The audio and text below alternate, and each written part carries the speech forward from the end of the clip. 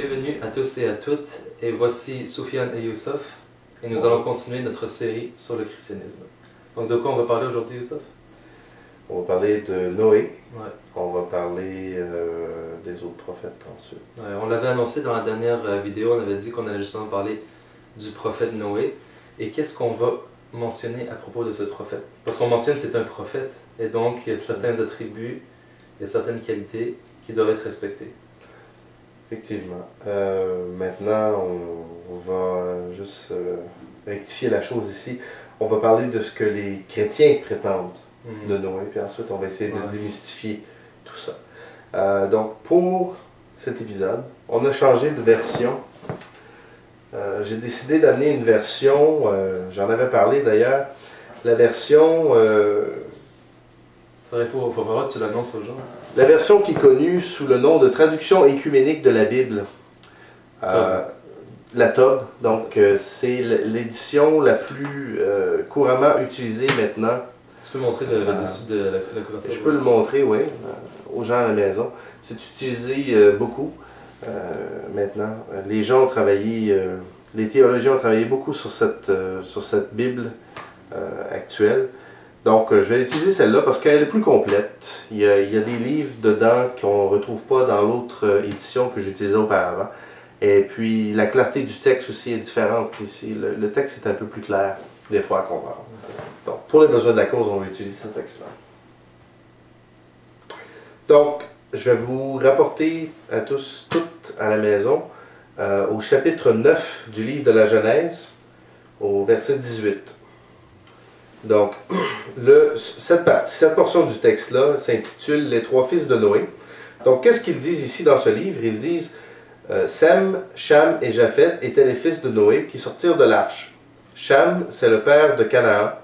Ce furent les trois fils de Noé. C'est à partir d'eux que toute la terre fut peuplée. Maintenant, qu'est-ce qu'ils disent ici?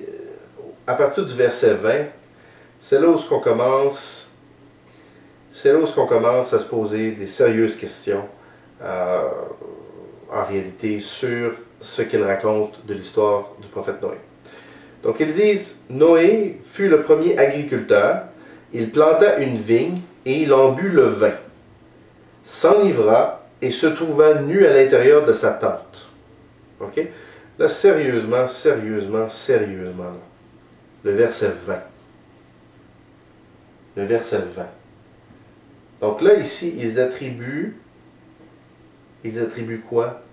Le début de ce grand péché qui est de boire de l'alcool. À qui? De s'enivrer. Et de s'enivrer et de se trouver nu après, ça veut dire de perdre la raison. À qui? Ils attribuent ça au prophète Noé.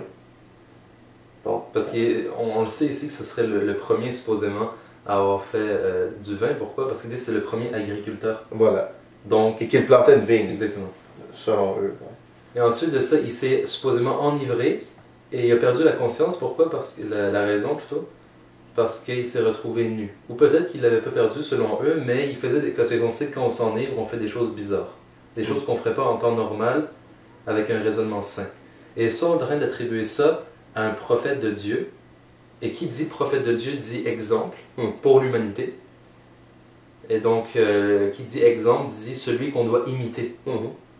Et clairement, ici, on n'est pas en train de parler d'un prophète. On devrait prendre 3 secondes avant d'aller plus loin pour expliquer justement qu'est-ce qu'un prophète. Un prophète, c'est quoi? Un prophète, c'est un homme qui a été choisi pour être prophète, pour avoir la prophétie, et qui est gardé de quoi? Il est gardé du blasphème. Donc, le blasphème, c'est quoi? C'est de nier l'existence de Dieu, c'est une forme de blasphème. D'attribuer à Dieu des ressemblances avec les créatures, c'est du blasphème. D'adorer autre que Dieu, finalement. D'adorer autre que Dieu, ou de se faire une image, ou de se prosterner devant cette image, c'est de la mécréance. De dire que Dieu est au ciel, c'est de la mécréance. Pourquoi? Parce que le ciel, c'est un endroit que Dieu a créé, et Dieu existe, n'a pas de début, n'a pas de fin, mais le ciel et les endroits sont des contenants. Des contenants qui contiennent quoi? Des créations comme des volumes. Ce sont des contenants qui ont un début. Voilà. Et comme Dieu ne change pas. Et voilà. Donc, un prophète, il y a les prophètes qui viennent confirmer le message du prophète messager qui était avant lui. Et il y a le prophète messager. Le prophète messager, c'est celui qui reçoit une révélation explicite dans laquelle il doit enseigner aux gens de nouvelles abrogations, de nouvelles règles, mais qui confirment aussi l'ancienne loi. Donc les lois, ils ne viennent pas une après l'autre se contredire. Il n'y a jamais eu de telle chose qu'un jour le porc a été permis, puis un jour il ne l'est pas. Non, le porc a toujours été interdit. Comprenez-vous? Donc, mais il y a certaines choses qui ont changé dans le nombre de prières, etc. Il y a des choses qui ont changé, mais ce ne sont pas des choses qui sont contraires à la foi. Les prophètes sont tous venus avec le même message, qu'il y a un seul Dieu. Et que Dieu ne ressemble pas à ses créations. Ouais. Donc, ben là, si on continue... Et si tu continues aussi sur le point que les prophètes, on a dit, sont préservés contre le blasphème, ouais. Avant la prophétie et après la prophétie, les prophètes sont aussi préservés des grands péchés. Absolument. Et ici, on mentionne un péché, un grand péché qui est le fait de s'enivrer, de boire de l'alcool, finalement, du vin. Et ici, on l'attribue à un prophète, donc ça contredit cette règle-là, parce que les prophètes, ce sont nos exemples. Donc, ils ne peuvent pas commettre ces péchés immondes, tels que la fornication, tuer un être humain sans droit, des injustices comme ça, finalement, désobéir à son Seigneur de cette manière-là, le prophète ne le fait pas.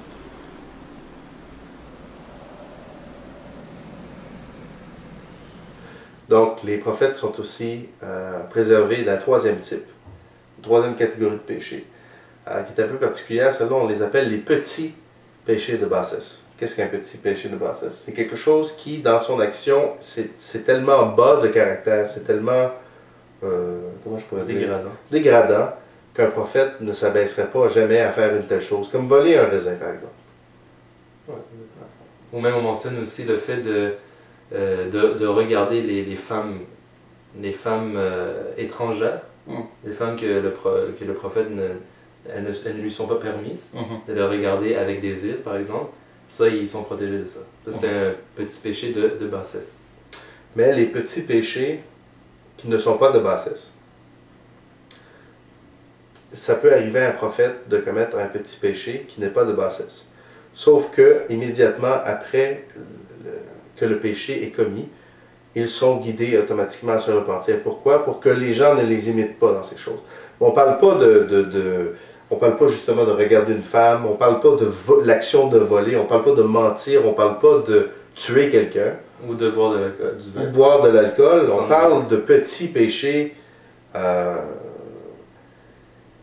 Comme on mentionne souvent l'exemple du prophète Adam, finalement. Ouais. D'avoir mangé du fruit de l'arbre qui lui était interdit.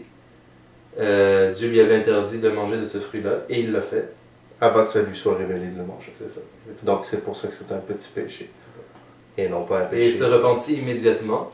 Et dans cela, c'est pour ça que nous ne disons pas que Adam a commis un péché immense et très très grave. Ou comme certains, les auteurs de la traduction de ce livre disent que c'est un péché originel. On ne dit pas des choses comme ça.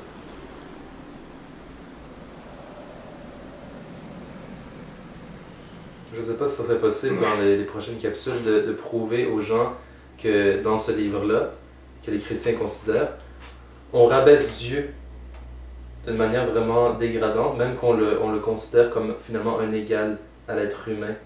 Finalement, on pourrait même, à un certain point, on pourrait dire que finalement, on pourrait presque vaincre Dieu d'après ce livre-là. Je ne sais pas si on pourrait en parler. Oui, ça va être un peu plus tard quand on va parler du prophète Jacob. Ouais. On va parler de quelque chose qui est relaté ici.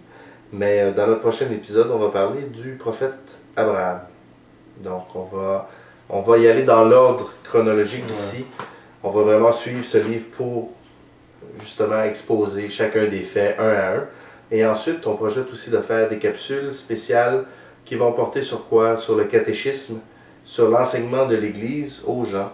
Donc, on va prendre ce qu'eux disent là-dedans. Et puis on va exposer justement dans quoi c'est mauvais. Parce qu'eux disent se baser sur ce livre, mais on peut déjà prouver que ce livre-là, on ne peut pas se fier sur ce qui est dedans. Donc on va aussi démontrer dans le catéchisme qu'il y a beaucoup de choses qui mènent à l'égarement. Parfait. Merci beaucoup. Et à la prochaine.